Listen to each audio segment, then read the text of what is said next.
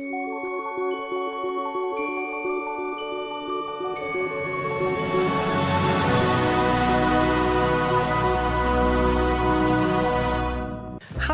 Stephanie Abrams here, dashing through the airport. I'm going on an adventure.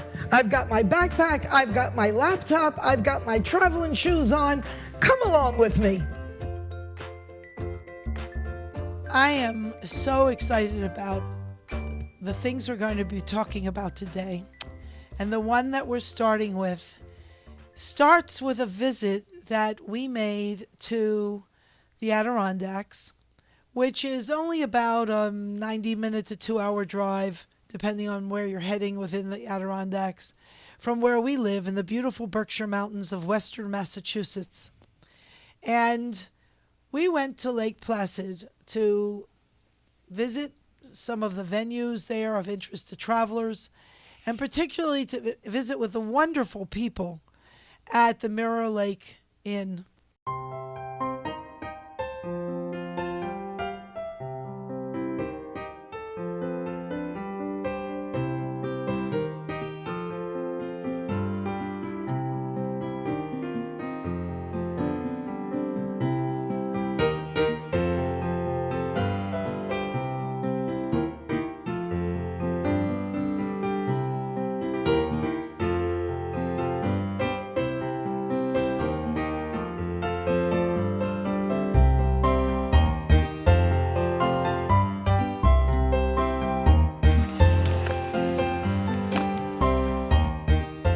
I am having the loveliest time talking with Andrew Weibrecht, former Olympian, recently retired.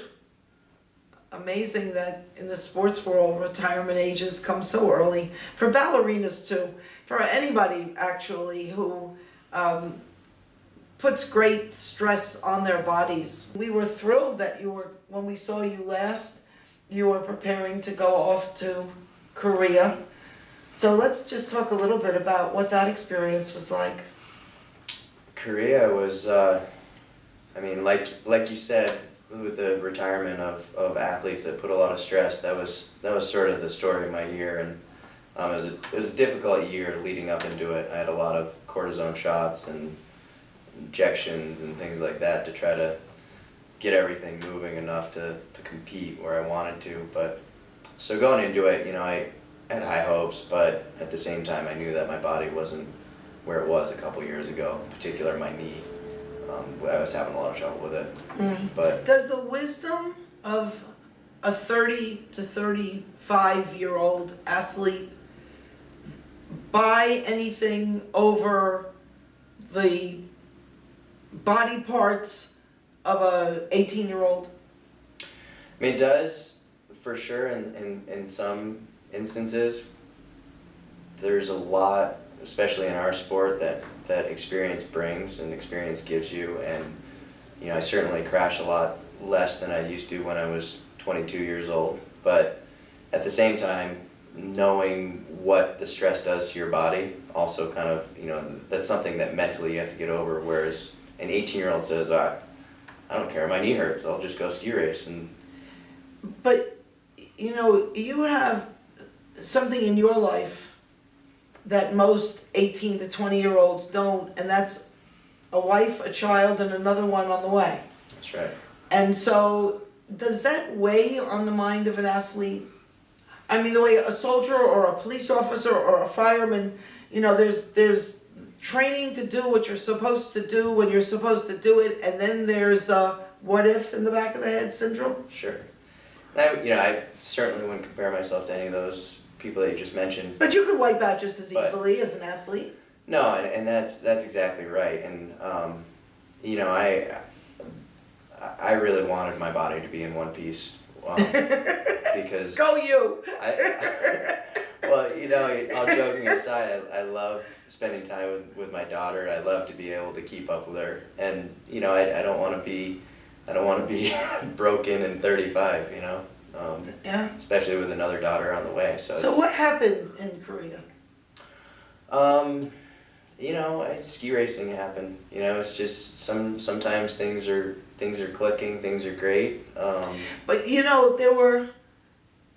there were, and I remember this distinctly only because I was in Europe and I had to make sure that I was in either a pub, a hotel lobby, or a hotel room at the right time of day in order to catch what was going on with the Olympic skiing. I mean, this was an integral part, which wouldn't have been going on, trust me, had I not known you. Sure. I mean, it would have been, you'll see what you see on the news. Right. And they really didn't cover that much. No. I mean, you didn't get coverage in Ireland the way you get coverage here. Right.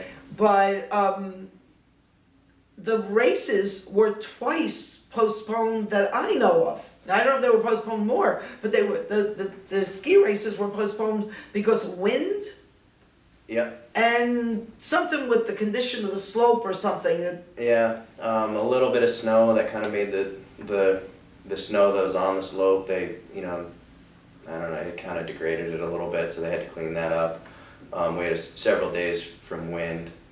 So it's, it's serious wind. Yeah, really, really heavy winds. So it's, and we expect that with it being an outdoor sport and all that, but still, sometimes it's hard to stay mentally engaged when every day, you prepare, you get ready, and then all of a sudden they call it off. Yeah, I get that. Yeah. Stephanie Abrams live from the Mirror Lake in Lake Placid, New York. Maggie McGee, world traveling dog. Stay with us for Traveling Paws. I understand, Mark, that we have some more questions in Stephanie's email bag. Yes, Stephanie. This is from David, and his question goes like this. We got a dog. He's now 4 months old, and we're planning a road trip, and I have no one I trust to leave him with. Aw. Can you give us some advice on how to make this trip a smooth one? Aw. I wish you had told us. Was it David? Yeah. David, I wish you had told us what kind of doggy you got. If you can email us some photos or post them, that would be great. Love to see it. And we wish you much happiness and success, and hope that your slippers and your socks are all still intact. Traveling with a puppy, in particular, is a little more challenging than traveling with an older dog. So there are some basic things that you want to do to begin with. Number one, there are 2 things you need to do before you take yourself on a road trip. One is a trip to the vet to make sure that all of your shots, inoculations of any kind, medications are up to par and up to date, and you'll want to get from your vet a letter on the vet stationery indicating that this dog with this name has had all of these shots, and have it on something very official that has the address and telephone number of your veterinarian on it. And you want to travel with that. Especially you would need that if you were planning to drive into Canada. And if you're planning to drive into Canada, recognize you also need a passport. Unless you live on the Canadian border, or one of those people, most of the people who have the travel card that allows you to drive in and out of Canada do live along the Canadian border, and they need it because they are close enough to the border that their favorite grocery store is 5 miles away, but it's in Canada. So just to get bread, milk, eggs, whatever, they have to cross the border, and so this little card makes sense. For most people, that little card does not make sense, because if you're going traveling and you have an accident, a breakdown, your car doesn't continue to work, you need to fly home or take a bus home. You can't travel by any other means than car with that little card. So you need a passport. Additionally, your second stop, with a puppy, you can probably do this yourself. You want to give your puppy a nice little bath. You have a bigger dog, an older dog, a trip to the groomer. Because when you travel, you always want to put your best paw forward. So you don't want to arrive with a dog that's been through a mud bath, splashed around, rolled in something smelly, looks shaggy and hair clumped, and no. So 2 things. 1, the vet. 2, the groomer. Puppies tend more often than older dogs, they tend to grow out of this, but puppies tend to get car sickness, motion sickness. Even with an older dog, you may find that the stress of the change of environment from being at home to being on the road can create, just like a baby or a young child, or often any aged person, may create some stomach upset. Sometimes the stomach upset is the result in the change of the chemical makeup of water across the country. Start them drinking some bottled branded water that you know, that you can not only get locally, but you can either put enough of it in the trunk of your car, or you can buy it along the route, because anywhere you go you can buy this brand of water. And the whole time you're traveling, give not only your puppy, your adult dog, or your children, or anybody in the family whose stomach tends to react to changes, give them that water that you started them on a month, 6 weeks before you start traveling, in the worst case, 2 weeks before. Like traveling with children, you want to bring their favorite toys. And not only their favorite toys, go out and do a little shopping and buy some new squeaky toys or chewy bones. And for along the way, there are a number of moderately priced to very fashionably pampering expensive hotels that will not only be dog accepting, but dog welcoming. And a couple of brands on the lower to moderate end are Motel 6 and Red Roof Inn. They're just wonderful to people traveling with their dogs. And on the higher end, many of the Starwood hotels, the Westins, the W's, and also the Lowe's hotels. Starwoods came out with Starwood LTD years ago, and LTD didn't mean limited liability. It meant love that dog. We'll be right back. Don't leave me. Stay with me. We'll be right back. I am so very happy that you are with us today.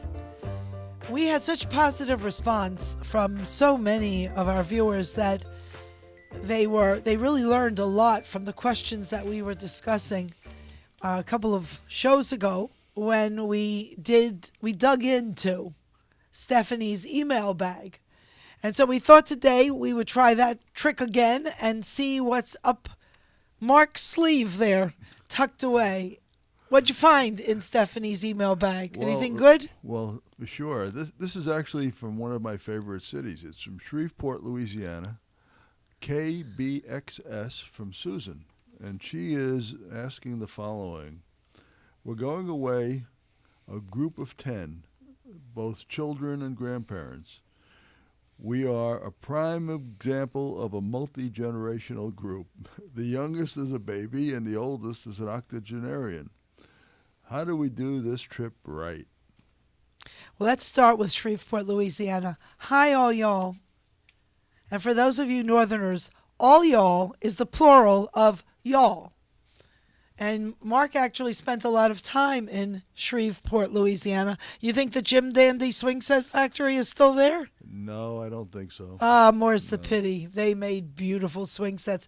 And I bet some of the people who are watching us in Shreveport either have friends, parents, grandparents, others that were such skilled, wonderful people at making the backyard swing set equipment that was absolutely, to use a brand, the Cadillac of swing sets. It was an amazing company. So I'm glad you're with us. So, and the question, who asked the question? This is Susan. Susan. Hello, Susan. Yeah, you've got a wonderful, wonderful opportunity to fill your memory bank with what I call rose petals. I have rose petal jars. And by each rose petal is by the way, they're imaginary. They don't actually sit on a shelf anywhere, but they are in a shelf in my mind.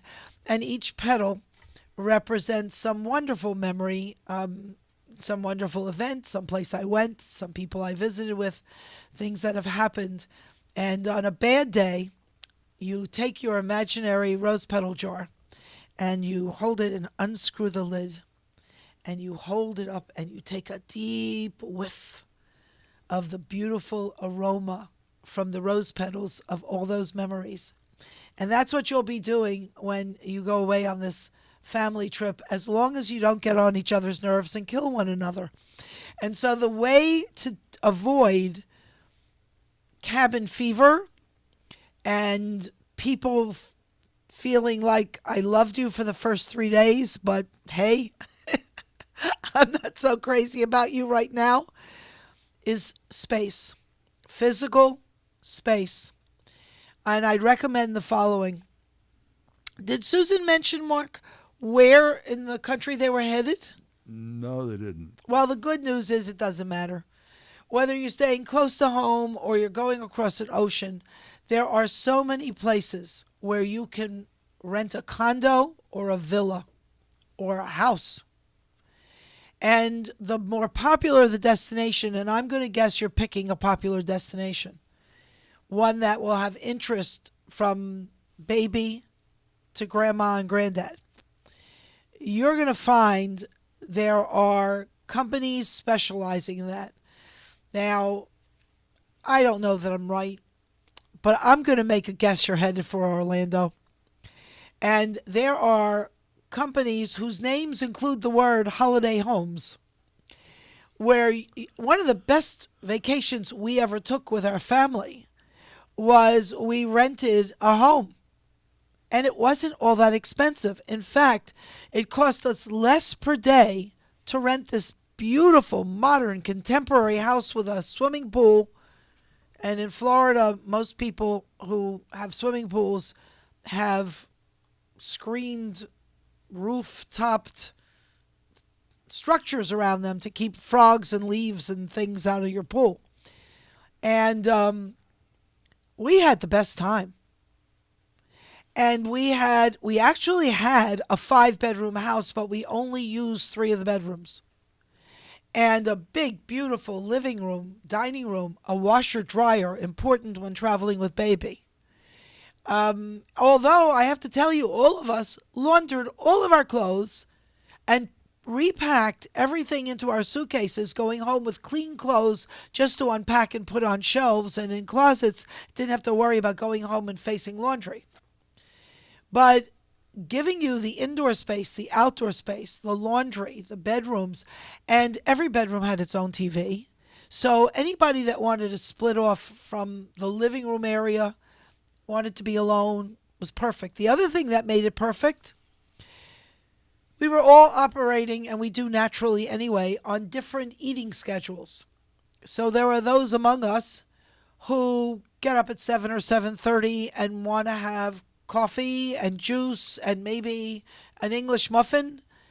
And there are others who aren't going to crawl out of bed until somewhere between 10 and noon.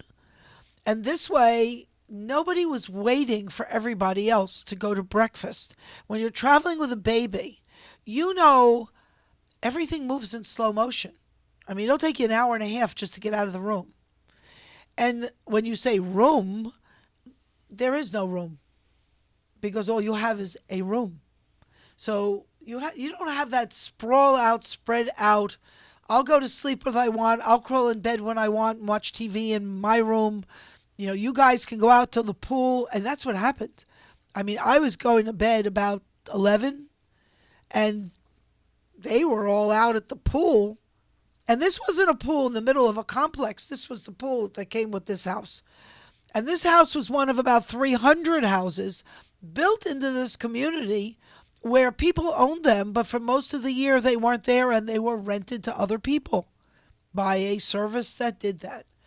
And so you can do everything from a kind of apartment feeling to a house that provides you with all the services that you need. If you're going someplace more luxurious and upscale, you will find, even all over the Caribbean, all over Europe, all over the Mediterranean, you will find, and I'm sure other continents as well, lovely, luxurious, glamorous, and not terribly expensive. Because if you're 10 people, I'm going to guess you are at least 3 bedrooms, maybe 4.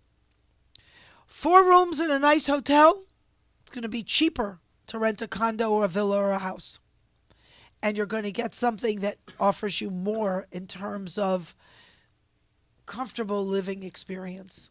So I hope that answers your question. If it doesn't, come back to us. Are you okay over there? Am I choking you to death? No, we have another question? We do. Ah, good. Okay, let's see. This is from Ann, Augusta, Georgia, watching on WBPI. Oh, this is right up your alley. We're taking our You mean the other questions weren't? We're taking our first trip to Europe. I love to go shopping. Aha, that really is up my alley. You're Where are right. the best places to shop, or should I do it at the duty free at the airport? All right, let's start backwards with duty free. If you are flying to Ireland, which is part of the EU and therefore considered part of Europe, as is the UK, neither of which are actually part of Europe, you understand. But if you're flying into Ireland, you will have to do your duty-free shopping at the airport, the country that invented duty-free shopping. The first duty-free shopping was instituted, implemented at Shannon Airport on the west coast of Ireland. And you have to do whatever shopping you want to do. If you're doing it at the airport, you have to do it before you get on that plane, because you clear customs and immigrations for re-entry into the U.S. in Ireland, whether you're flying out of Dublin or you're flying out of Shannon. So don't think, if you see something in the airplane on the way going to Europe, if you're flying home from Ireland, you better buy it on the way over, because there is no duty-free shopping in the air on the way back. And that's because when you land in the U.S., you're going to go through, they're going to have signs that say, flights coming in from hither and yon, that way. Flights coming in from Ireland, that way. You don't go through customs and immigrations, because you've already done it on the other side of the ocean. And when you land like you just flew in from Chicago. You just go get your luggage and leave the airport, because you're done. So just keep that in mind as part of your duty-free process. I often find fabulous bargains on beautiful items in flying shops in the air, duty-free in the air. The tragedy of what's happened with duty-free is that there was a time when they extracted, duty-free means that you're not paying tax on the local taxes. So the things you don't want to be buying in duty-free are items that you can buy that they're made and manufactured in the United States. Often when I go into the area of a duty-free shop, and they have, where they have the perfumes and cosmetics, if there are United States brands being sold in those shops, as I often see them, please note that if you flew home, it would cost you less than buying them on the other side of the ocean, even if they took the duty out that was added on. Then there's shipping to get it from the U.S. to Europe, and now you're going to go and buy American-made products in Europe and bring them home? No. You don't want to do that. So let's talk about getting into the shopping. First of all, I wish I knew what countries you're going to. Make yourself a list of the countries you're going to. Number 2, do a little research if you don't know. What are the products manufactured in that country that you'd like to bring in home? So, for instance, if you want to buy woolens, you want blankets, you want sweaters, you want clothing items, hats, scarves, mittens, whatever, you probably want to buy them in the UK or Ireland. So you wouldn't be looking to buy them in some other country. Before one of my trips to Europe, and it's funny, we were just talking about this the other night. My son was a little boy on a trip, a really little boy. I think he was about 2 years old, on one of our trips to Europe, and I had seen some beautiful dishes in a big department store, glamorous department store in New York City. And there was a glamorous price tag attached to it. And I turned the dishes over and I saw the name of the company. And the company was Denby China. And it's made in the UK, actually in a town called Denby. It's not far from Worcester. Now in England they would say Worcester. And in Massachusetts, the town named for it, they'd say Worcester. But in any event, we drove to Denby, which is only a few miles outside of Worcester, in the UK. And I bought them there at the factory store. And I paid about a third of what I would have paid if I bought them in the fancy department store in the US. And any tax, English, British tax, I would have paid on top of it got deducted before you stop at where it says the cashier. You fill out the papers, you bring the forms, whatever you have to do, and you will either get the money mailed back to you or deposit it into your bank account if you want to give them that information. Sometimes when there's actually a person there, they will count out the money either in US dollars or they will count out the money in whatever currency of the country you're in, or if you ask them for a particular currency. If they have the currency, they'll give it to you in that currency. So I say, not only did I save a bundle of money, but I actually gifted those dishes, which are in A1 perfect condition, just like when I bought them, because they're gorgeous ironstone dishes. And they're in the same condition as when I bought them 142 years ago. So they're now in my son's kitchen, and because he likes them very much, and it's very nice to know that he's managed to inherit this beautiful memory. A couple of rose petals in my rose petal box. So it's a good idea to know, does this country specialize in perfume? Does it specialize in woolens? Does it specialize in china? Does it specialize in crystal? So you want to buy whatever they specialize in the country, in that country, and not go somewhere else where, you're paying for things like shipping and taxes and what have you. Buying a car, we had the opportunity. Now there's the ultimate in shopping. If you're buying a car, this is not a bad idea to think about, by the way. You can organize to buy the car, pick it up in Europe. Of course, they know that it's ultimately going to be shipped to the US, so they will put a different package onto the car to make sure that the emissions coming out through the engine, or the muffler, or whatever, don't get me too technical, I'll get lost. But they will make sure that the car will pass inspection in the United States with all of the things that we require related to what kind of toxins that car is producing into the environment.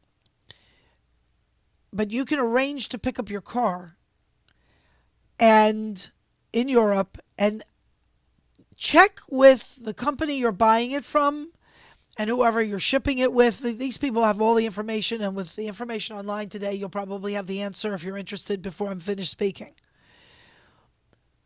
But it's generally somewhere between 17 days and 3 weeks. So 17 and 21 days. Somewhere in there, if you pick up the car, you drive it around, it's now considered a used car. So you don't need to rent a car for the time you're there. You're driving around your own car, and when you ship it out, it's shipped out as a used car, not a brand new car just manufactured and shipped with no one ever having driven it. So you wind up with different kinds of rates and rules, and it's to your advantage. So if you're going for 17 days or more, and you could use a new car, what a fun thing to do. We actually visited the BMW factory. It's a museum. It's called BMW Welt, BMW World, in Munich. And they have cars going back to things that look like roller skates with wheels.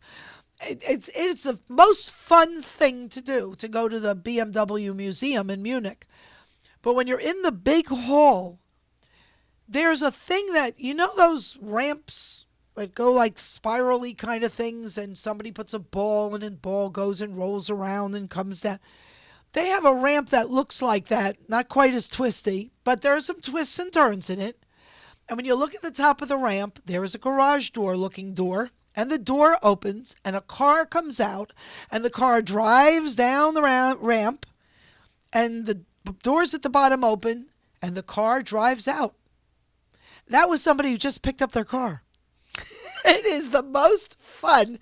And you have to see the expressions on their face, because it's like they have been to heaven and they have sat on the clouds. And you see them as the doors open with this goofy grin like the Cheshire Cat in Alice in Wonderland. And they come driving down the ramp, and the doors open and they're gone. And if you hang out in that big open, it's still a museum area, so there are things to see, but it feels like a giant lobby filled with antiquity of the BMW company.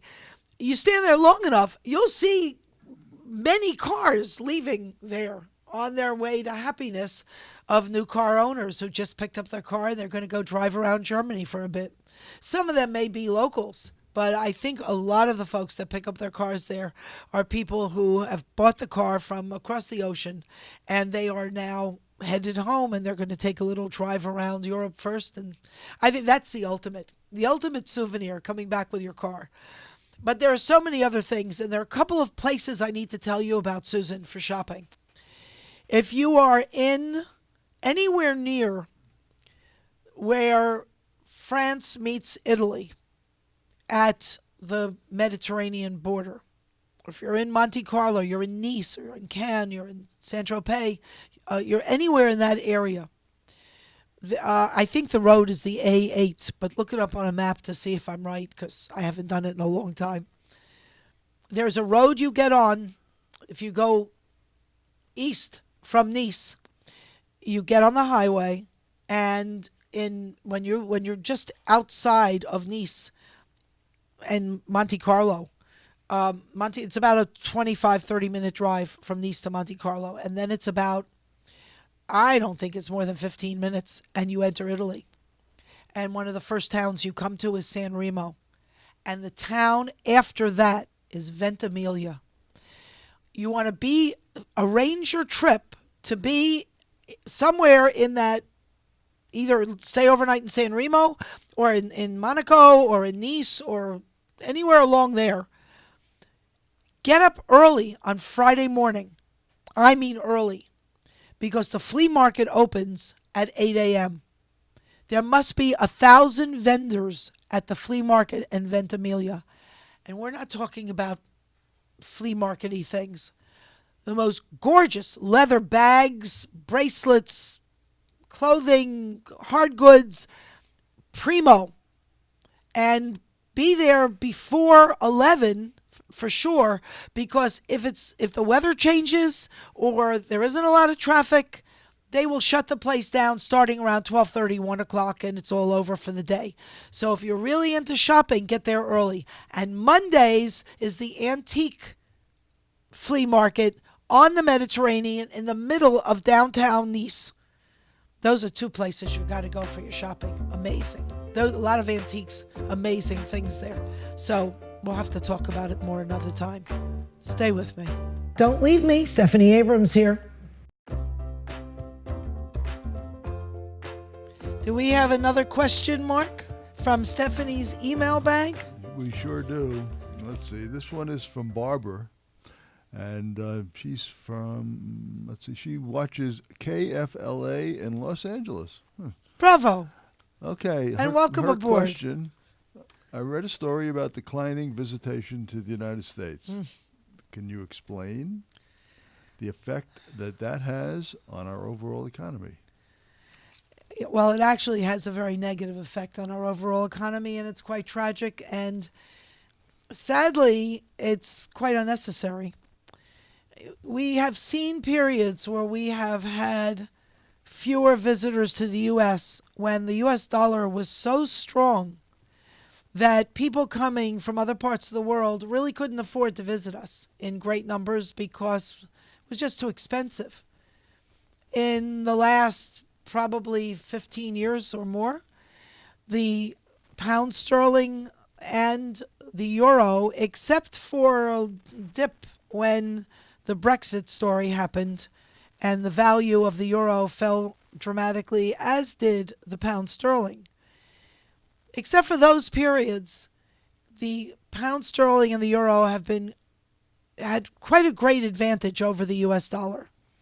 So when you'd see a hotel, for instance, in New York City that was $800 a night, which it went to, there was a point not all that long ago where the price of a hotel room in New York City was out of sight.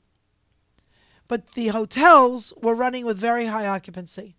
And they were running with very high occupancy because it was very affordable to the European, because their currency was so strong against our currency, which is great for us in the U.S., but miserable for people who wanted to go from the U.S. to Europe because it was so much more costly to do. And when you look at people's currency, if there are, for instance, you go into a store and it costs €8 in a restaurant for a hamburger, and maybe you can buy a hamburger in New York for $8 as well, in a restaurant, not necessarily a fast food place even. Whatever the number is, to the people who live in the country you're in, the rate of 1 unit of their currency is kind of the same as, it might be $8 here for something, and the same item is $8 in the UK or Ireland or Europe. It's $8 in euros or pound sterling. For us, that'll cost us probably $9 or $10 or $11 to convert U.S. money into their money to buy the same thing, so it's costing us more. But in their mentality of how much they earn, how much their housing is, how much they have to spend for all the things that are on your monthly list of bills, it kind of equates to their standard. It only makes a difference when you have to convert the money from one currency to another. So there was a period when the euro was $1.56 and the pound sterling was close to $2 or was over $2. And so when they came to the U.S., an $800 room was meaningless because, in terms of expensive, because when they converted their money into dollars, they got so many more dollars for every unit of their currency that they traded in, and that's why the rates were so high. What happened over time, especially because of the stringency of giving people in countries that need visas. Not every country needs a visa to come visit us. Most of Western Europe does not need a visa. They just need a valid passport to come visit us. Often, when you visit countries, there's no visa required if you're going there for a holiday. But if you're going on business, you need a business visa, and you're going to pay for that.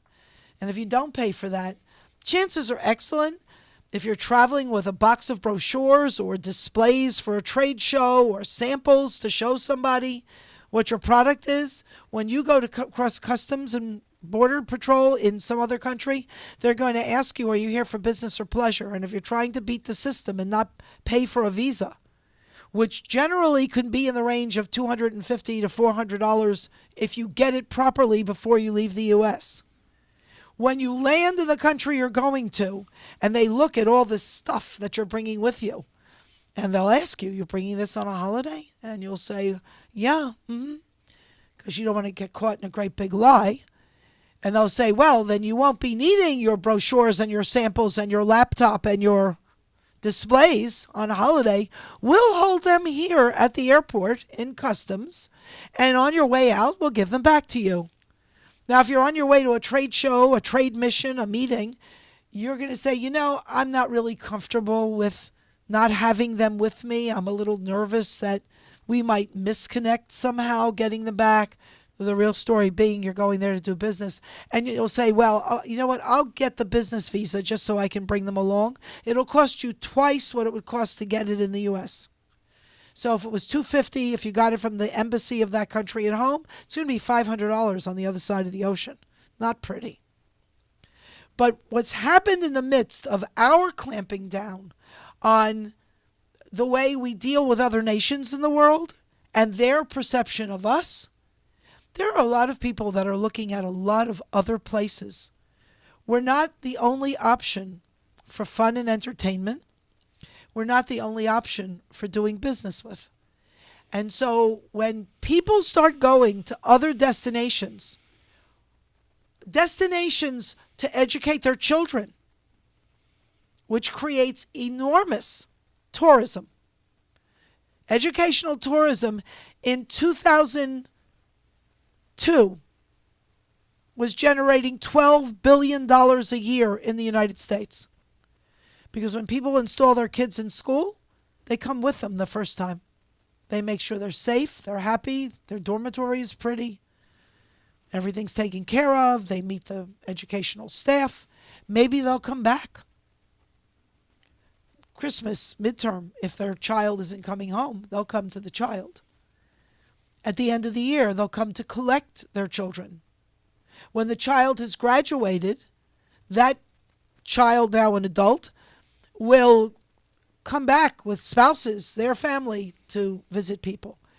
That has been greatly punched in the stomach by destinations in the world where people are having difficulty getting their children the proper paperwork to come and be a student in the United States. So that business is going somewhere else in large numbers. And medical tourism, people coming for some kind of surgery. Johns Hopkins has been creating annexes, they call them, all over the world. Singapore, name the place. And the doctors are trained at Johns Hopkins in Baltimore, Maryland, and then they are going off to wherever home was or wherever they want to make home. And those hospitals have the name Johns Hopkins attached to them. And there are people going all over the world feeling like they are dealing with a U.S. environment. Well, in fact, there is a U.S. influence, but it's not a U.S. hospital. You have to be a U.S. hospital. You have to be in the U.S. So we're losing that business to other parts of the world. And there are people who are standing on their principles, whatever their principles are, that they feel are not consistent with what they see happening politically in the U.S.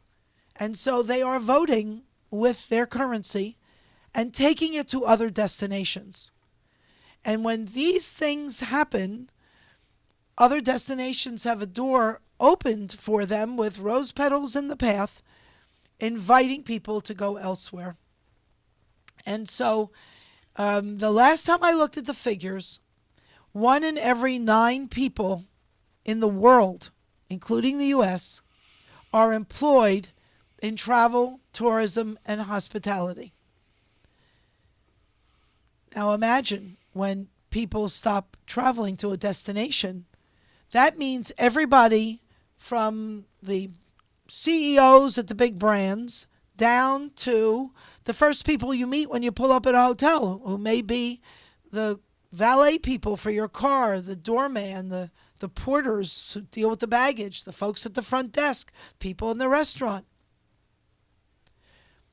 During the Obama administration, President Obama made a statement about the lack of necessity of travel to destinations. You're going to have a meeting? Have it in your office.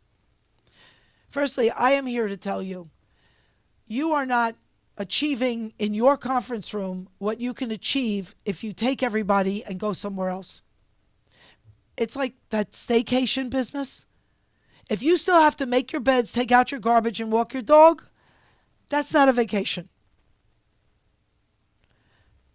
If you're going to pick up and go somewhere else and stay there, okay. You want to stay close to home at a hotel and call it a staycation? I buy that.